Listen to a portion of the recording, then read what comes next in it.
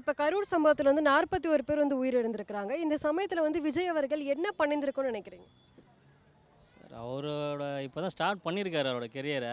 அவர் பண்ணது வந்து வருத்தம் தெரிவிச்சிருக்காரு. மற்றபடி அவரோட இதுக்கப்புறம் தான் ஸ்டெப்ஸ் என்னென்ன பண்ண போகிறான்றது நம்ம பார்த்து தான் தெரிஞ்சுக்கணும். நிறைய மக்கள் வந்து அவர் ஹாஸ்பிடலுக்கு வரல அப்படின்னு சொல்றாங்க. ஸோ அந்த ஸ்பாட்டில் இருக்கும்போது அந்த சடனாக வந்து பண்ணால் இன்னும் அங்கே அதிகமாகிடும். அந்த இடத்துல அப்படி வந்தால் இஷ்யூ ஆகிடும், திருப்பி இஷ்யூ ஆகிடும், திருப்பி அதை வந்து பண்ண முடியாது. இப்போ இந்த மாதிரி சைலண்ட்டாக இருக்கிறது தான் கொஞ்சம் சரியான தீர்வாக இருக்கும். ஏன்னா வந்து போலீஸ் ப்ரொடக்ஷன் வந்து எண்ணிக்கையை சொல்கிறாங்களே தவிர அங்கே ப்ரொடக்ஷன் அவங்க சரியாக கொடுக்கலன்னு தான் பார்க்குறேன். பட் என்ன நடந்ததுன்ட்டு சிபிஐ விசாரணை வச்சா தான் தெரியும். விஜய் அவர்கள் வந்து கர்ப்பிணி பெண்கள் குழந்தைங்கலாம் கூட்டிட்டு வராதீங்க அப்படின்னு முன்னாடியே சொல்லியிருந்தாரு. ஆமாம். இனிமே மக்கள் வந்து போயிருக்கிறாங்க. இதை எப்படி பாக்குறீங்க? இல்லை அவர் பார்க்கணுன்னு ஆசையில் தான் போயிருக்காங்க. அது விபத்து நடந்திருக்குன்னா அது கூட்டம் அவ்வளோ நெரிசல் அது. பட் தவிர்த்திருக்கலாம் குழந்தையெல்லாம் கூட்டிகிட்டு போகணுன்ட்டு. பட் அவங்க பார்க்கணும்னு குழந்தைங்க ஆர்வமாக இருக்கும்போது நம்ம கூட்டிகிட்டு போகாமல் இருக்க முடியாது. இந்த சம்பவத்துக்கு அப்புறம் விஜய் மீது மக்களுக்கு இருக்கிற இமேஜ் எப்படி சார்? சார் கொஞ்சம் கூட பாதிப்பே வராது.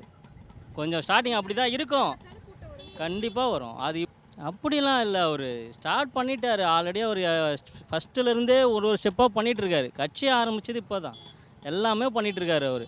போக போக அவர் நல்லா பண்ணுவார். அது வந்து ஸ்ட்ரகிள் பண்ணுறாங்க அவங்க, வரக்கூடாது பண்ணக்கூடாதுன்னு ஸ்ட்ரகிள் பண்ணுறாங்க. கண்டிப்பாக அவர் வந்து மீண்டு வருவார், அதெல்லாம் ஒன்றும் பிரச்சனை இருக்காது.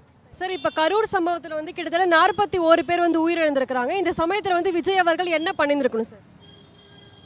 இந்த சமயத்தில் விஜயால் அவரால் என்ன பண்ணணும்னு எங்களுக்கு முடியாது. ஏன்னா அவர் வந்து மேலே இருந்திருப்பார், சரௌண்டிங் கூட்டம் வந்து அதிகமாக இருந்தனால போலீஸ் கண்ட்ரோல் பண்ணியிருந்துருக்கணும். அவர் கண்ட்ரோல் பண்ணுறது இல்லை, ஆனால் எல்லாத்தையும் போய் பார்த்துருக்கணும். ஒரு எட்டு பார்த்து எல்லாத்தையும் நல்லா விசாரிச்சிருக்கணும். இன்னும் அவர் போகாமல் இருக்காருன்னு நினைக்கிறேன். அது போய் பார்த்தா நல்லாயிருக்கும்.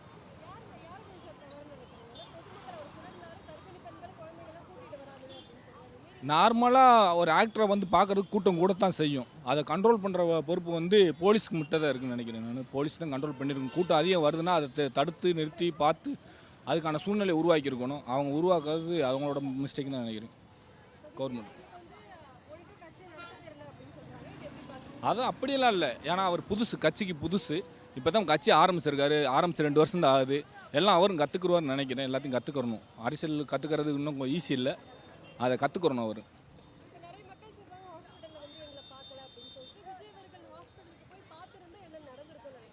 இன்னும் கூட்டம் சேர்ந்துருக்கும், மறுபடியும் அங்கேயும் கூட்டம் சேர்ந்துருக்கும்.